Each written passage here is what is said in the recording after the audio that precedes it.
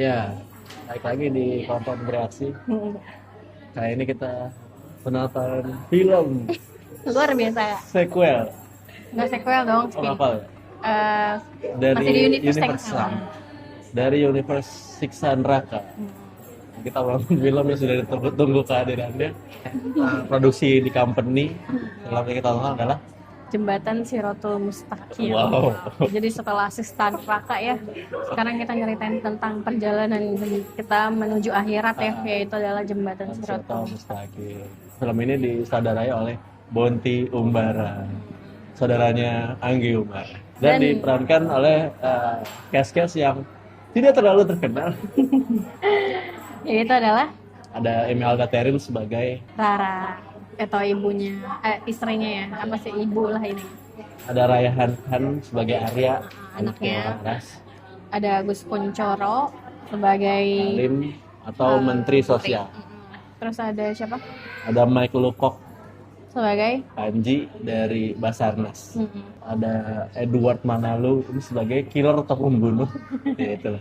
ada Rory Rory Asyari Asyari sebagai Malik. atau suaminya si Laras. Jadi film ini berkisah tentang sepasang suami istri dan anak ya, keluarga kecil lah, yang hidupnya ini cukup bergelimangan harta. Karena kebetulan Anak yang wakil Malik, menteri ya. ya Malik sendiri adalah wakil menteri sosial, dan si anaknya ini, si siapa namanya tadi? Arya. Arya ini tuh selalu terobsesi dengan jembatan Siratul Mustaqim dari masih kecil. Sampai dia punya gambar-gambarnya gitu ya, Sampai dia gambar-gambar. ngelukis. Ini dari kecil. keluarga kita lagi lewat jembatan. Terus pas sudah gede diplastikin tuh, dikasih kayu biar tegak gitu ya. Diplastikin, ditempel di dinding kayu. Itu terobsesi banget anjir. Karena ayahnya juga si Malik ini udah ngenalin akhirat gitu ceritanya Iya, ke Arya. dari masih kecil Iya, banget. sama ibunya juga. Jadi kayak mereka tuh keluarga yang jujur lah ya istilahnya, yang Yang bersih. gitu. Nah, terus Malik juga sebagai udah lama terjun di dunia politik, sejauh ini dia orangnya bersih dan jujur gitu. Nah, tibalah saat dia jadi wakil menteri di bawah kepemimpinannya si Alim. Alim. Nah, disitulah godaan-godaan terjadi ya. Di opening film juga dilihat sebenarnya si Malik ini pengen menebus semua kesalahannya itu, sampai dia kabur dari rumah dan menuju ke suatu tempat bersama anaknya tanpa protokoler.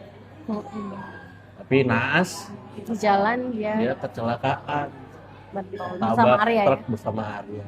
Terus Lalu saat meninggal saat Nyemburlah ke danau. ya saat krisis itu pas kecelakaan terjadi, Aryanya di dalam mobil ya, terus berhasil selamat, tapi dia melihat gambaran jembatan Siratul Mustaqim ya.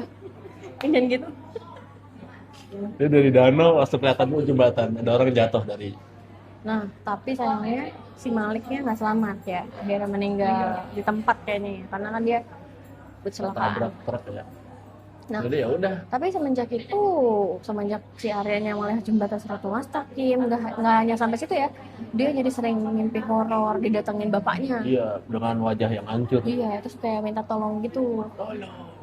Jadi Arya berkesimpulan bahwa bapaknya minta pertolongan dan dikaitkan dengan keresahan waktu terakhir kali bapaknya mau pergi itu ya, mau balik ke rumah lamanya itu ya. Iya. Nah, akhirnya dia bilang lah ke ibunya ya. Ibunya awalnya masih kenapa, mungkin itu trauma kecelakaan atau gimana, tapi ternyata ibunya juga dimimpiin juga. Dimimpiin juga. Dan akhirnya Baliklah ke mereka. ibunya menonton ceramah yang katanya orang yang sudah meninggal itu masih punya urusan di dunia, itu tuh orang-orang terdekatnya bisa ngebantu nyelesain urusan dunia tersebut. Selagi buat dia belum meringankan si almarhumah, Iya. almarhum. Iya, sebelum kiamat terjadi gitu ya Iya. istilahnya.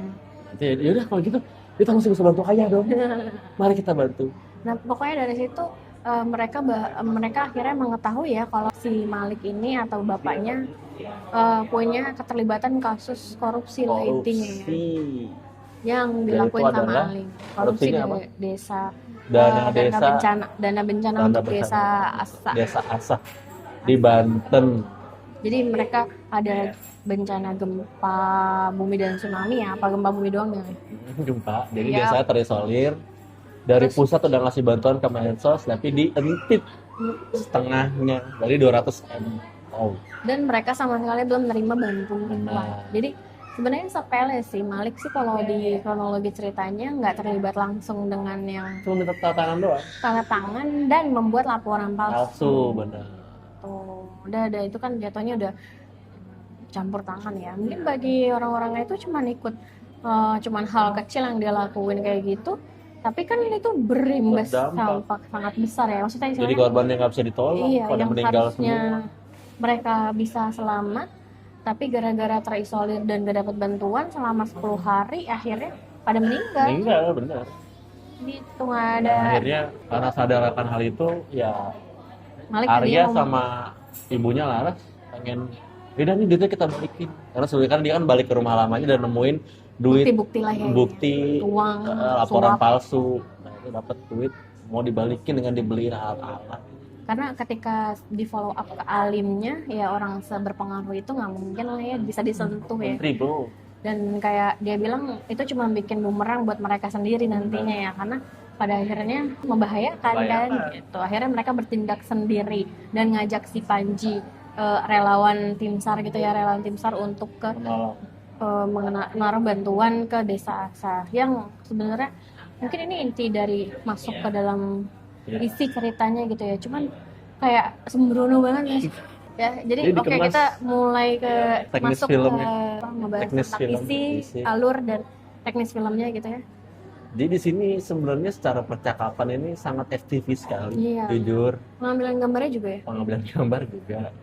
Karena kadang-kadang banyak cerita yang tidak make sense, kayak masa sih dari masih kecil sampai gede obsesi banget tuh sama jembatan Siratul Mustaqim sampai digambar, sampai dipajang gitu. Iya, dia mungkin nggak nganut sistem Jadi di film. dipaksa buat Iya, ini ya, jadi dipaksa buat relate. Enggak. Jadi kayak nggak show don't tell, tapi dia tuh tell terus gitu kan. Ya, nggak natural gitu jadi. Natural. Terus kayak mereka ngelakuin bantuan ke desa itu tuh kayak mereka kan orang dewasa ya. Oke, mungkin anaknya terlalu menggebu-gebu dan dari dia selalu gambar jembatan aja kan berarti sudah dipastikan kalau dia bukan anak yang pada umumnya gitu kan.